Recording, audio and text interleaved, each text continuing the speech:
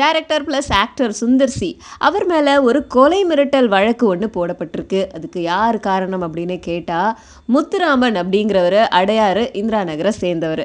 இவர் கம்பைன்ஸ் அப்படிங்கிற ஒரு தயாரிப்பு நிறுவனம் நடத்திட்டு வராராம். 35 வருஷங்களாக நடத்திட்டு வராராம். நிறைய திரைப்படங்கள் தயாரித்து வெளியிட்டிருக்கிறதா சொல்லியிருக்காரு.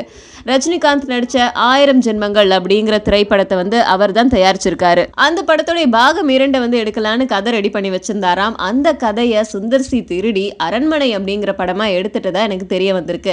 இது தொடர்ந்து கோர்ட்ல நான் கேஸ் போட்டேன். ஆனா இந்த விஷயம் தெரிஞ்ச சுந்தர் சி என்கிட்ட சமாதானமா பேசி உங்களுக்கு 50 லட்சம் தரேன், அது மட்டும் இல்லாம தெலுங்கு ஹிந்தி படத்துடைய வெர்ஷன்ல வர லாபத்துல கூட உங்களுக்கு நான் பங்கு தரேன் அப்படின்னு சொல்லியிருந்தாரு.